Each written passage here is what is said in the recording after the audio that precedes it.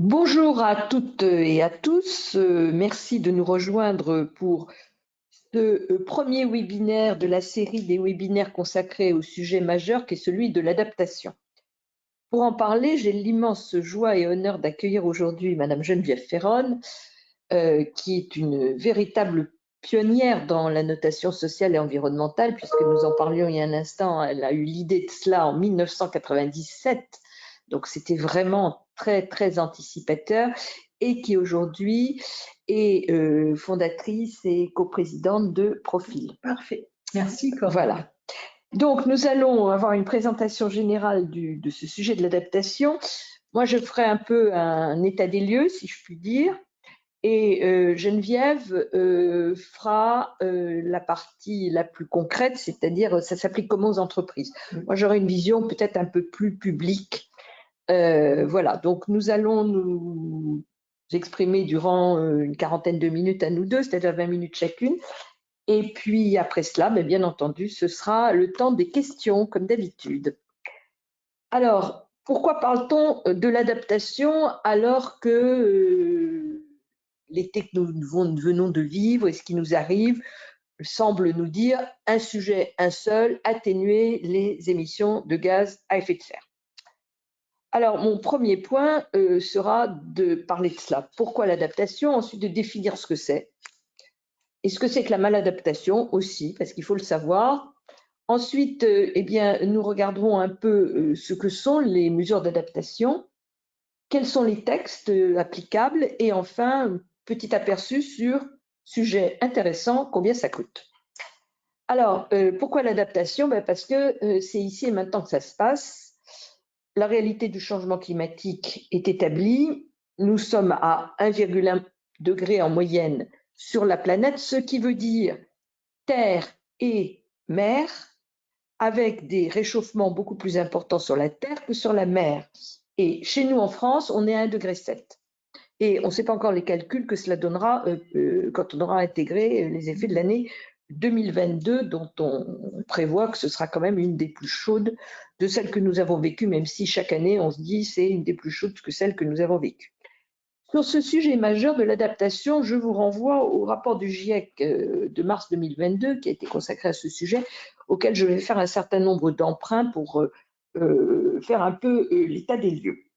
Alors, cette réalité du changement climatique, elle se traduit comment? D'abord, des épisodes de fortes précipitations, sécheresse et incendies. Je ne vais pas faire de dessin, hein, je pense que nous avons tous à l'esprit ce que ça veut dire.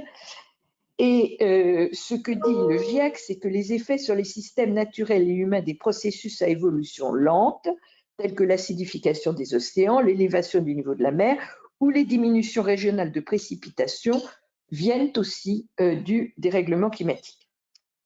Deuxième point, des dommages substantiels et des pertes de plus en plus irréversibles dans les écosystèmes terrestres, d'eau douce, marins côtiers et de haute mer. La moitié des espèces évaluées au niveau mondial se sont déplacées vers les pôles ou sur Terre vers des altitudes plus élevées.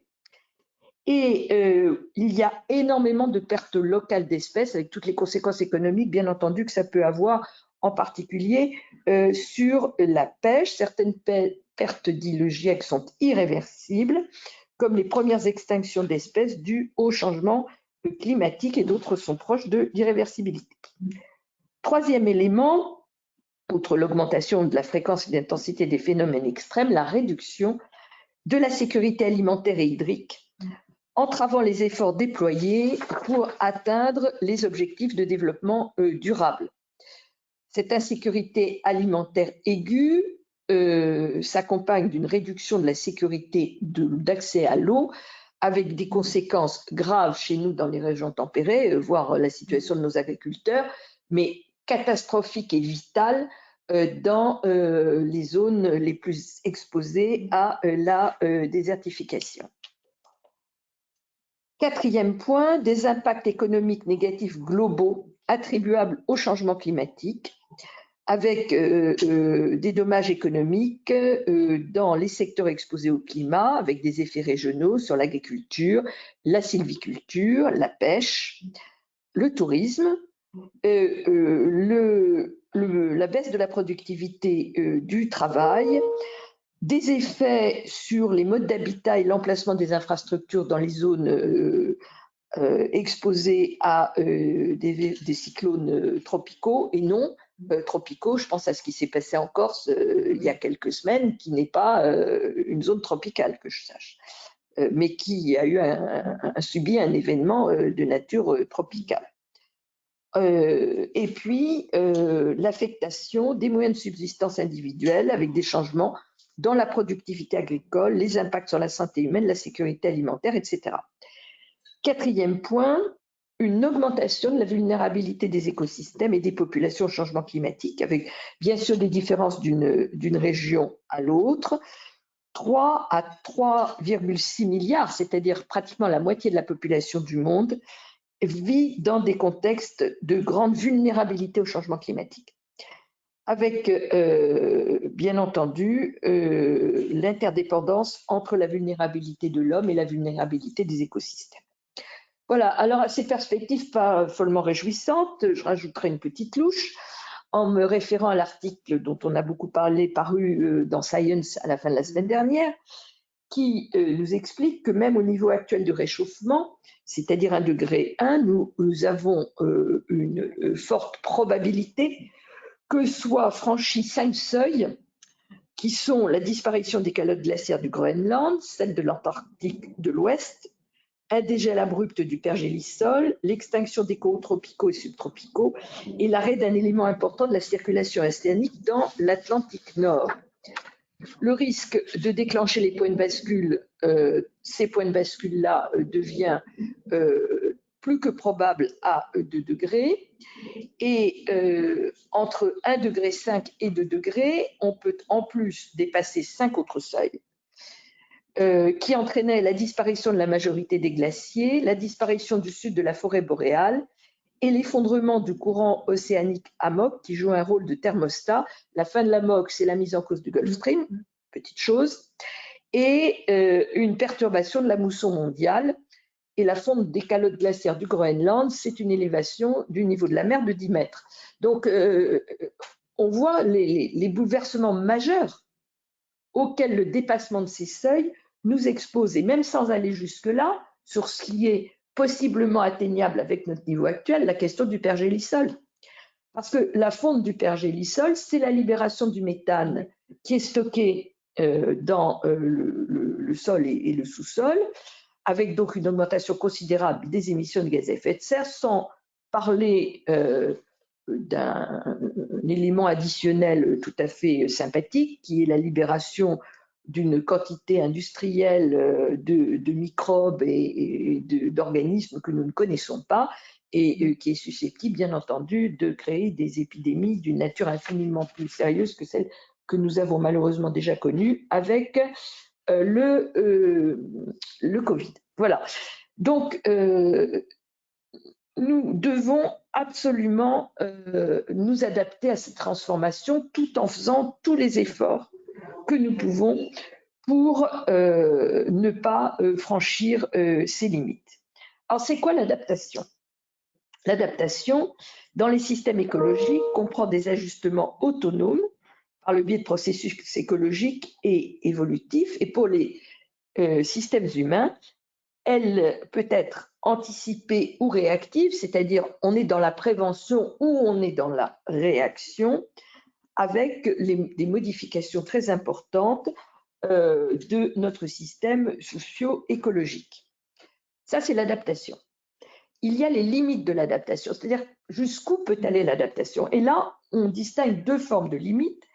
Les limites d'adaptation strictes, c'est-à-dire que malheureusement, il n'y a aucune possibilité de s'adapter pour éviter des risques intolérables. Donc c'est un changement profond, on ne peut pas s'adapter. Et une limite d'adaptation douce, il y a des options qui existent, mais qui ne sont pas actuellement mises en œuvre. Dernier point de définition, un point important qui est la maladaptation.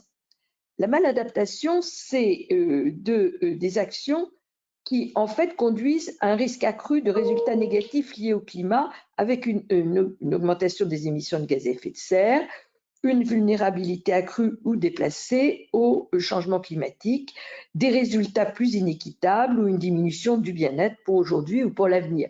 C'est typiquement des décisions dont on va considérer qu'à court terme, elles sont épatantes, mais en fait qui vont être une catastrophe à moyen et long terme, en particulier pour l'adaptation. Alors, quelles sont les mesures d'adaptation? En fait, il y a deux grandes catégories. Il y a ce que l'on peut faire, je ne dirais pas avec une clause rebus sic stantibus, mais enfin, dans le cadre actuel, et celle qui serait celle d'un développement résilient, qui est une transformation profonde dans notre modèle de développement.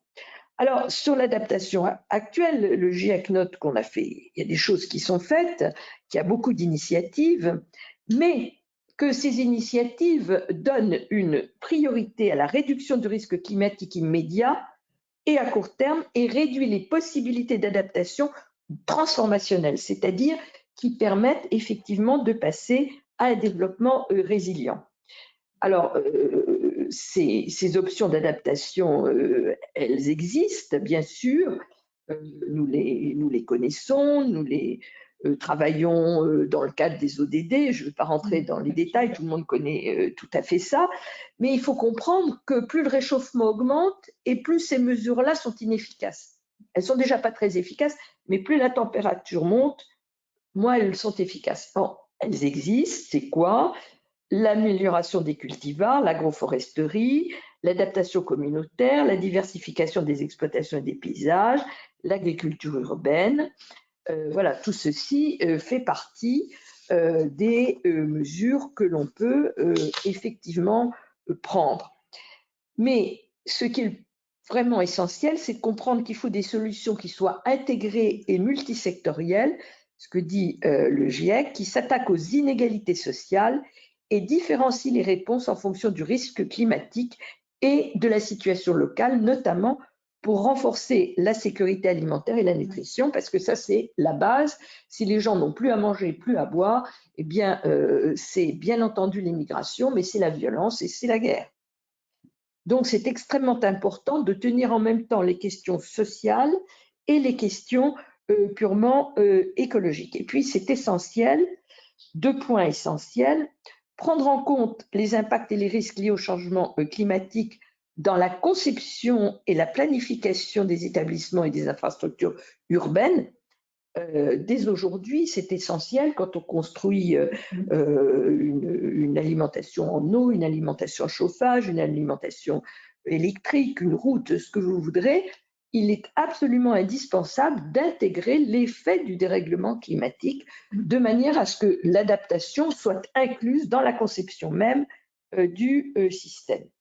C'est également une transition du système énergétique, je dirais qu'on est en plein dedans, hein, donc je n'entrerai pas là aussi dans les détails, mais en comprenant bien que les adaptations que nous faisons aujourd'hui pour la production hydroélectrique, par exemple, ou thermoélectrique, je pense aux barrages ou aux centrales nucléaires qui fonctionnent avec de l'eau, eh bien, plus la température va s'élever, plus nous allons avoir de difficultés, et le GIEC note qu'à 1,5 degré, 2 degrés, c'est une efficacité décroissante en fonction de l'élévation des niveaux de réchauffement.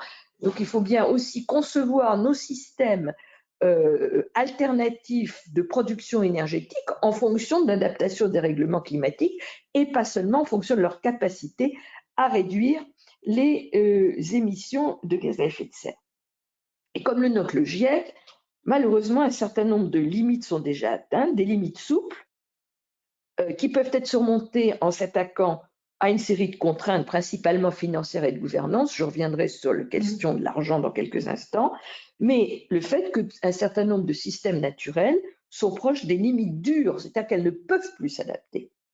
Et que donc là, on est en face d'un système de rupture. Il faut donc mettre en face des conditions favorables pour mettre en place, accélérer, pérenniser l'adaptation des systèmes humains et des ressources financières, l'objectif étant en fait d'arriver à un développement résilient au changement climatique qui intègre des mesures d'adaptation et leurs conditions favorables pour tous, Cela implique d'intégrer les questions d'équité et de transition systémique dans les terres, les océans, les écosystèmes, les villes, les infrastructures, l'énergie, l'industrie, la société et les adaptations pour la santé humaine, écosystémique et planétaire.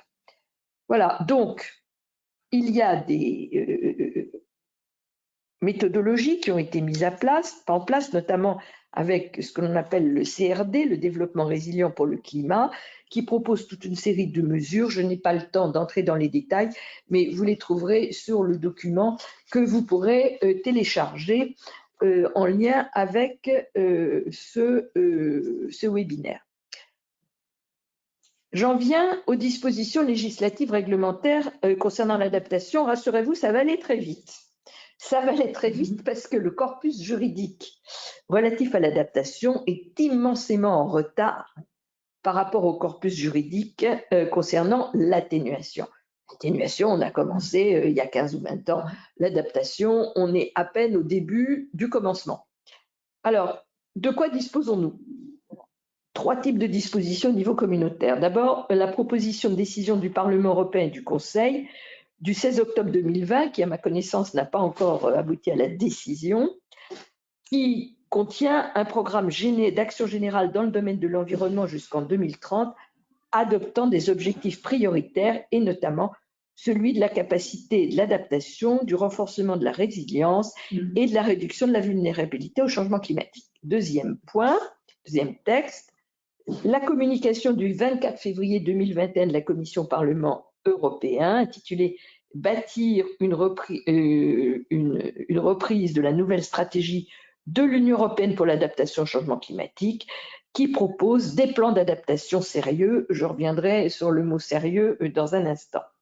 Il faut également promouvoir une résilience locale, individuelle et juste, intégrer la résilience climatique dans le cadre budgétaire national et l'intégrer dans l'effort de relance mis en place après la Covid-19.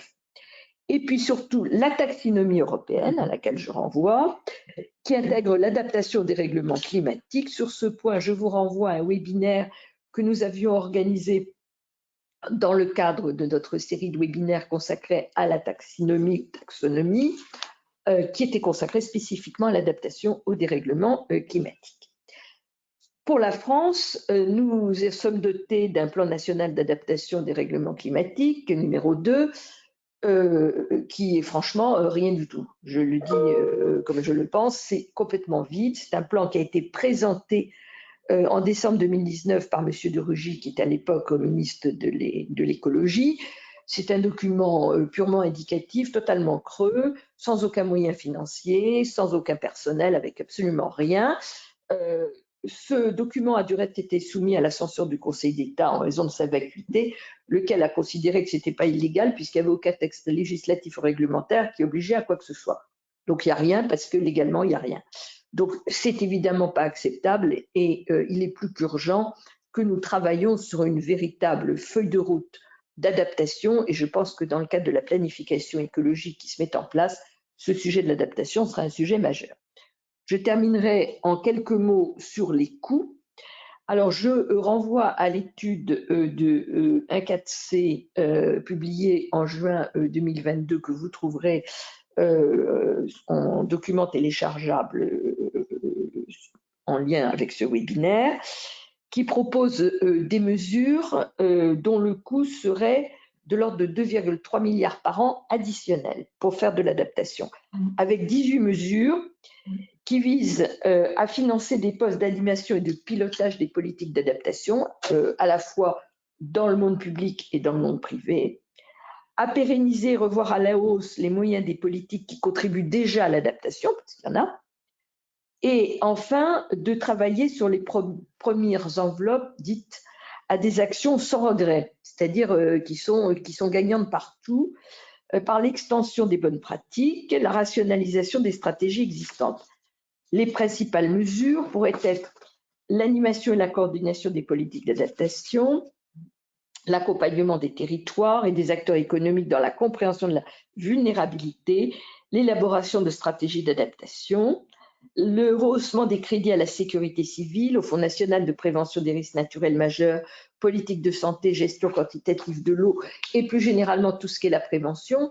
J'ouvre juste une parenthèse pour souligner qu'au cours des dernières années, il y a eu une diminution drastique des postes budgétaires dans tous les organismes qui s'occupent de ces sujets. Je pense à l'ONF, perdu un quart de ses postes. Je pense à la météo, à peu près la même chose.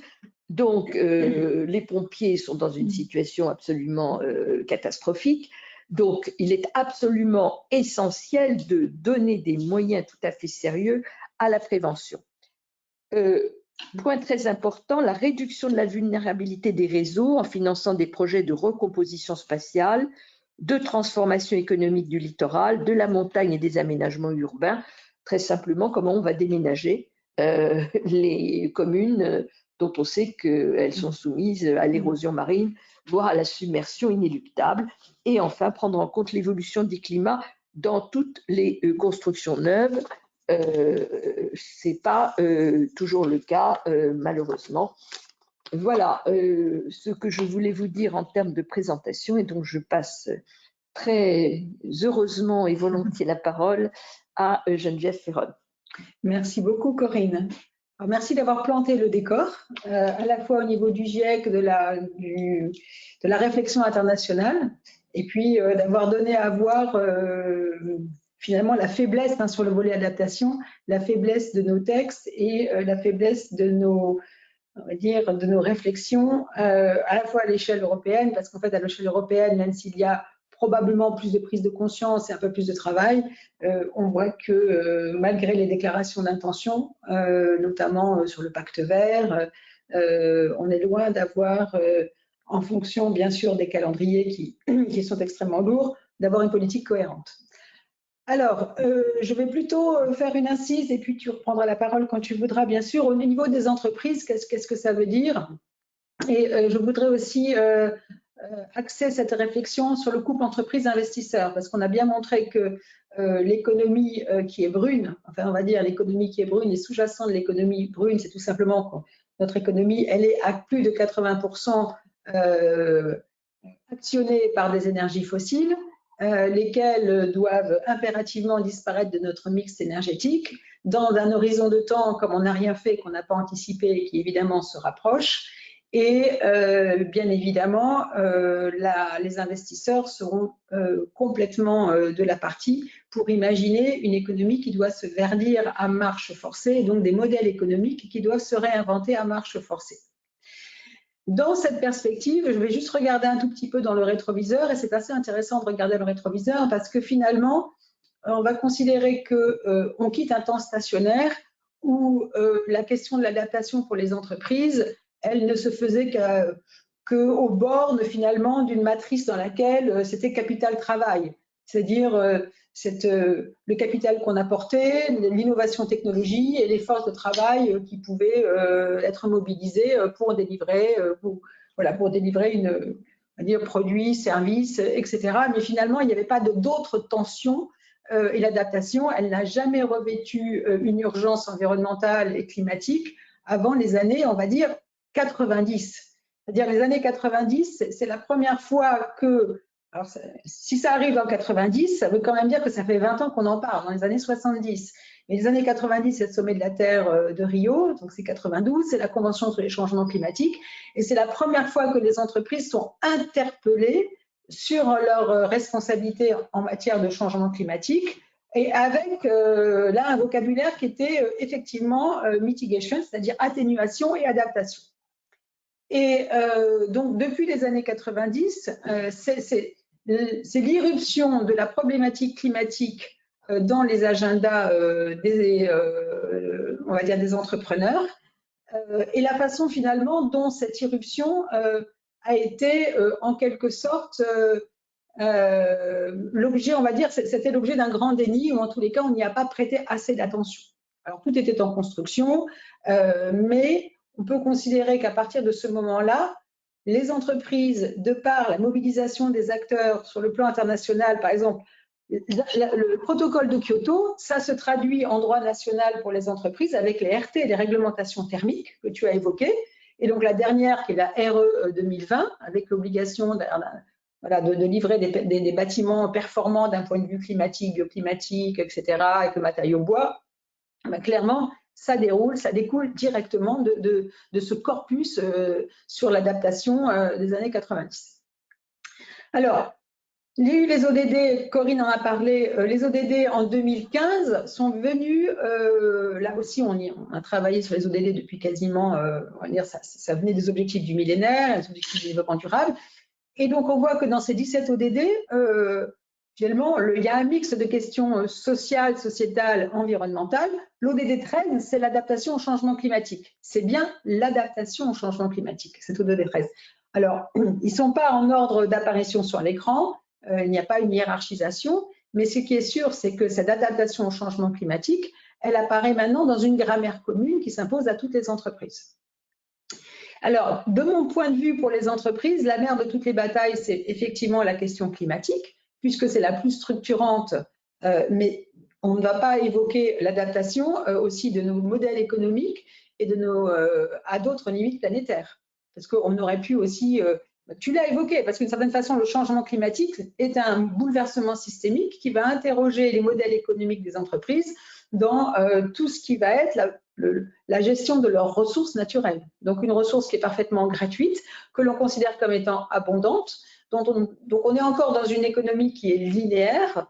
Donc très clairement, je prélève, je transforme, j'ajuste uniquement sur des éléments qui sont les éléments économiques et technologiques, et production de déchets illimitée. Donc cette idée que le matériau entre guillemets écologique est contraint et que le climat, on quitte une ère de stabilité qui était stationnaire depuis des millénaires pour entrer dans une ère écologiquement instable et climatiquement instable, ce qui va rétroagir sur tous les modes d'interaction de l'entreprise par rapport aux processus biologiques qui font simplement que la planète est habitable. On a besoin d'eau pour l'industrie, on a besoin d'eau pour produire de l'énergie, pour l'agriculture, voilà, on a besoin de respecter la biodiversité, on a besoin bien évidemment de se préoccuper de la pollution plastique, la pollution chimique, etc. Donc on voit que finalement cette question de l'adaptation, et on y rentre directement par le climat, parce que c'est vraiment ce qui nous met en danger et en danger vital. On voit bien que cette question-là, quand on ouvre la question de l'adaptation pour les entreprises, ça pose la question de est-ce que mon modèle économique est soutenable ou pas? Est-ce qu'il a une soutenabilité forte par rapport à des limites planétaires et en première le changement climatique? Donc on sait qu'on a très peu de temps, cette borne de 1,5 degré, on sait qu'on a un budget carbone, voilà, on a un budget carbone à l'échelle de la planète qu'il ne faut pas dépenser, enfin il ne faut pas surdépenser, il ne faut pas qu'on le dépasse, parce qu'à ce moment-là, on rentre dans un dérèglement et des seuils critiques. Bon. Donc la question maintenant qui se pose aux entreprises, elle est complexe, parce que autant il est facile pour des petites entreprises de se construire sur une promesse d'adaptation au changement climatique fort, et on voit d'ailleurs des startups qui en font le cœur de leur mission, donc avec, dans la gouvernance même de l'entreprise et dans la représentation de la création de valeur, cette idée que oui, bien sûr, on va être rentable, mais que on va renforcer les communs. Et renforcer les communs, c'est extrêmement important. C'est-à-dire, c'est quoi les communs? C'est tout ce qui permet à la vie d'être vécue sur les processus, on va dire, environnementaux, mais c'est nos communs sociaux et sociétaux aussi. Et donc, c'est cette idée que dans la gouvernance même des entreprises, il faut qu'il y ait une adaptation sur qu'est-ce que la valeur qui doit être produite au XXIe siècle par rapport à des représentations de la création de valeur qui sont héritées du XXe siècle. Et on est encore dans un modèle extrêmement dominant d'une création de valeur qui est strictement financière et dont on en rend compte avec des outils qui ne peuvent pas appréhender la complexité de la création de valeur extra-financière. On voit que des modèles économiques, je suis désolée de le dire, mais dans l'adaptation, ça veut simplement dire qu'il y a du chiffre d'affaires toxique auquel il faut renoncer. Il y a des modèles, on doit être dans des protocoles de fermeture et de renoncement. Donc, il faut tout simplement, si on n'est pas capable de substituer une autre création de valeur, une autre promesse de création de valeur qui soit décarbonée, tout simplement, il faut fermer. Tu l'as évoqué sur les stations, mais je pense tout simplement au tourisme, aux stations de ski. On sait très bien que la neige en moyenne montagne, c'est fini.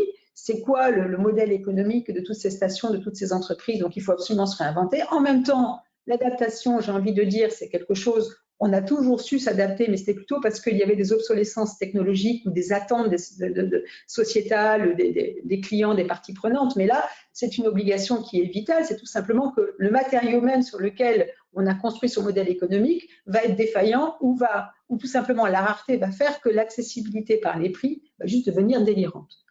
Donc, la question donc, du modèle économique est la question probablement la plus compliquée. Et puis, il y a, et j'en terminerai par là, si on veut s'adapter, si on veut créer de la valeur différemment pour pouvoir prendre en compte ces urgences, en particulier l'urgence climatique et la nécessité de se décarboner, ça veut dire qu'il faut que nos modèles d'évaluation, nos modèles comptables évoluent aussi. Et donc, si je crée de la valeur différemment, comment est-ce que on peut en être crédité, comment je peux en rendre compte? Et les professions du chiffre, on a parlé de la taxonomie, c'est extrêmement important ce sujet de la taxonomie parce que il faut créer un système qui reconnaisse une valeur extra-financière, par exemple, les efforts relatifs à la neutralité carbone, à la décarbonation des modèles, de tous les efforts qui vont être entrepris par l'entreprise pour aller vers les accords de Paris, on va supposer que ce soit possible. On se rend compte que finalement, il y a des entreprises qui, par exemple, commencent pour s'adapter et pour tester leur modèle de résilience, adoptent un prix interne du carbone et sont en qu'on appelle en shadow comptabilité carbone, mais tous ces modèles ne sont pas interopérables, il n'y a pas de données comparables, il y a des référentiels et des méthodologies différentes, toutes les données ne sont pas fiables, toutes les données ne sont pas récurrentes. Donc on voit bien aussi que pour l'entreprise, donc se mettre en mode adaptation à ce changement qui est majeur et qui est systémique, pour l'instant on le fait en ordre dispersé, avec des textes. Alors en Europe, on est probablement le continent qui est le plus allant, au moins en termes de mobilisation, parce que c'est quand même, Corinne, je parle sous ton contrôle, mais c'est le seul continent qui a porté à bout de bras les accords, on va dire la Convention sur les changements climatiques, quand il y avait eu des défections, et notamment la défection après Kyoto. Voilà. Mais pour les entreprises, c'est un petit peu avancé dans le brouillard. C'est un peu dans le brouillard. Alors, en France, ce qu'on peut dire, c'est que le niveau de reporting est de plus en plus élevé. Il y a cette idée de la double matérialité, que les entreprises doivent reporter sur leur double matérialité, c'est-à-dire les processus de création de valeur qui affectent les parties prenantes et elles-mêmes, comment elles pensent pouvoir créer de la valeur là où elles sont précisément en dette, et notamment en dette écologique. Là, je parle de la dette écologique en dette climatique. Donc ça doit être soumis à des déclarations de plus en plus encadrées, mais ça revient à la question de la taxonomie, à l'aune de quoi on va pouvoir contextualiser les efforts faits par les entreprises. En plus, bon, il y a la loi climat et résilience dont on aurait pu aussi parler. Donc, il y a un corpus législatif qui devient de plus en plus prégnant sur les sujets d'économie circulaire, sur tous les sujets qui sont relatifs à la neutralité carbone. Mais au fond, on comprend qu'il n'y a pas beaucoup de boussole et les investisseurs de leur côté, je terminerai là vraiment par là, les investisseurs, certains sont vraiment à la manœuvre pour investir dans ce que j'appelle la redirection écologique, mais on a encore besoin de cette économie brune. Et on est dans cet entre-deux. Et c'est extrêmement bien représenté par, vous avez probablement vu, on appelle les critères ESG, environnement, social, gouvernance, c'est le vocabulaire un peu RSE côté investisseur. On voit bien que ces sujets sont en train de se politiser, puisque on a des États américains qui clairement légifèrent, en tous les cas boycottent à leur tour les investisseurs ou les banques qui veulent les boycotter, parce que ce sont des États qui sont encore très dépendants d'une production pétrolière, notamment je pense au Texas, etc. Donc ça y est, on est vraiment au cœur du sujet, et ce sujet, il n'est pas uniquement politique au niveau des grandes strates qui ont un peu du temps pour penser, pour réfléchir aux grandes architectures. Ce sujet, il est vraiment au cœur de l'entreprise, de l'industrie, et ça devient un sujet qui est un marqueur politique. On peut s'en réjouir parce que ça veut dire que quand c'est un marqueur politique, c'est que l'instinct de survie est engagé. Et pour l'instant, il ne l'était pas, même si ça paraît complètement dingue, il ne l'était pas. Voilà. Merci beaucoup. Eh bien, nous sommes même un tout petit peu en avance sur notre horaire. Donc, est-ce que nous avons des questions? Alors oui, une première question. Que pensez-vous de l'utilisation de mesures contraignantes comme des quotas CO2? Alors, vas-y, tu veux répondre? Alors, sur le quota CO2, Alors, contraignant, vous avez utilisé le mot contraignant. Pour certains types d'industries, je pense que c'est vertueux. Parce que c'est vertueux parce que si on laisse, ce sujet est beaucoup trop urgent, si on laisse à la discrétion des industries, notamment les plus polluantes, le choix de l'effort et de la gradation de l'effort, je pense qu'on n'arrivera pas à respecter ce seuil des 1,5 degré. À supposer, à titre personnel, je pense qu'on est plutôt parti pour 2 degrés, mais comme disait Corinne, chaque dixième de degré compte. Donc pour moi, je pense que dans les industries qui sont particulièrement polluantes, je pense que le quota de CO2 peut avoir des vertus. Alors, je pense que ce sujet du quota CO2, auquel j'ajouterais la question des crédits carbone, oui. Est un sujet qui est croissant. Puisque vous savez qu'aujourd'hui, il existe un marché européen des quotas de CO2, mais il existe une vingtaine de marchés dans le monde de carbone. Il y en a en Chine, par exemple, il y en a aux États-Unis. Il y a beaucoup de pays qui ont mis en place des systèmes de quotas d'émissions. La question qui se pose aujourd'hui, c'est à côté de ce marché-là, qui existe, et aujourd'hui on a une tonne de carbone qui commence à compter, alors qu'elle a été à un prix dérisoire pendant des années. On est descendu jusqu'à 4 € ou 5 €, la tonne de carbone doit être à 80. Oui, presque 100. Oui. Presque à 100 €, donc on voit la différence. Moi, ce qui m'intéresse beaucoup aujourd'hui, c'est le sujet des crédits carbone. C'est-à-dire, comment est-ce qu'on fait entrer dans la sphère économique, en quelque sorte, les efforts qui sont faits pour capter le carbone, à la condition, pour moi, que ce soit en plus des efforts de réduction d'émissions de gaz à effet de serre et non pas à la place des efforts, car on a besoin des deux pour arriver à 1,5 degré, même à 2 degrés. Bon, c'est à peu près, Christian Pertuis dit, c'est 70-30. 70% pour la réduction et 30% pour les puits de carbone. Donc, comment est-ce qu'on améliore les puits de carbone? C'est un vrai sujet et il faut trouver un moyen de financement de cette amélioration des puits de carbone. Or, un des moyens de financement, c'est effectivement des crédits carbone, ce qui pose évidemment toute une série de questions qui pour le moment ne sont pas clairement tranchées, hein, disons-le clairement, même si les accords de Glasgow ont permis d'avancer sur comment on les évalue, comment est-ce qu'on est bien certain qu'ils existent, comment on s'assure de leur pérennité. Je pense par exemple à des forêts qui brûlent. Les forêts qui brûlent, il n'y a plus de tonnes de carbone, hein, elles sont en partie. Comment est-ce qu'on les vérifie, comment est-ce qu'on les contrôle, voilà. Donc ça, je pense que c'est un sujet qui est montant parce que jusqu'à présent, on a eu une compensation dont je dirais qu'elle était un peu cow-boy. Elle était molle et cow-boy. Oui, un peu cow-boy, c'est-à-dire on va planter 10 arbres, bon, c'est très bien. Quel va être réellement l'effet de la plantation de ces arbres, on n'en sait pas trop grand-chose en réalité. Voilà. Donc, je crois qu'il faut aller vers des choses beaucoup plus sérieuses et je pense qu'on va y arriver. Autre question? Oui. Comment rattraper notre retard au niveau de notre corpus juridique sur l'adaptation? Peut-être Corinne. Comment on rattrape le retard? Je commence et puis tu continues. Moi, j'étais assez ulcérée, vous avez dû le sentir dans mon propos, sur le deuxième plan d'adaptation des règlements climatiques parce qu'il y avait eu un gros travail qui avait été fait par le CGDD pour dire comment il fallait faire, ce qu'il fallait faire, etc. Et en fait, le plan n'en a absolument pas tenu compte.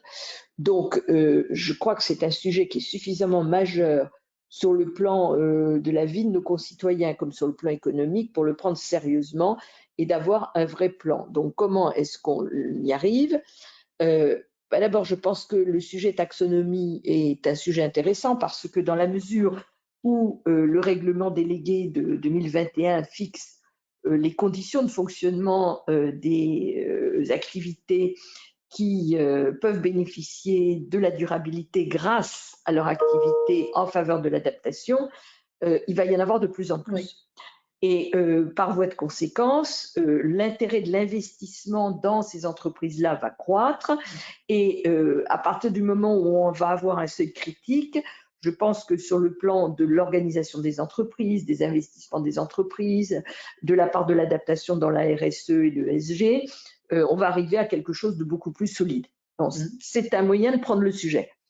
Le deuxième moyen, c'est qu'au niveau communautaire, on aboutisse enfin à quelque chose de sérieux et pas seulement une communication ou un projet de décision, mais un règlement qui contraint les États à établir des plans sérieux d'adaptation au dérèglement climatique. J'espère que dans les 14 textes qui sont prévus en application du Green New Deal, il y en aura un qui concernera ce sujet et à ce moment-là, on aura l'obligation de le traduire en droit interne. Alors, je vais juste prendre un exemple dans le domaine de l'agriculture, parce que ça a été quelque chose qui a été quand même très, très prégnant dans l'actualité les dernières semaines. Là, c'est l'Europe qui a demandé à la France de revoir sa copie. Clairement, sur l'adaptation, on n'y était pas. Copie qui a été, voilà, c'était l'ancien, c'était Julien de Normandie, donc c'était l'ancien ministre de l'Agriculture, qui manifestement avait temporisé et la proposition de la France n'allait vraiment pas dans l'adaptation. On était encore dans plutôt de l'atténuation ou dans du gain de temps.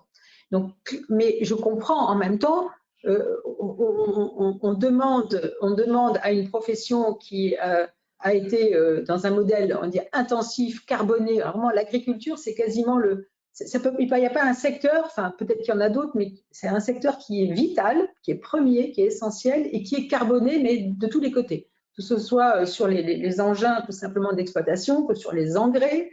Donc, une marge de manœuvre quasiment nulle. Comment est-ce qu'on va à marche forcée dans le domaine de l'agriculture? Et donc, c'est pour ça que je suis assez... comment dirais-je, il faut aller très vite, mais je sais que pourquoi on a si peu d'arsenal juridique sur l'adaptation, parce que ça va faire très, très, très mal et qu'il y a d'autres arbitrages qui vont évidemment être en jeu, notamment sur la casse sociale.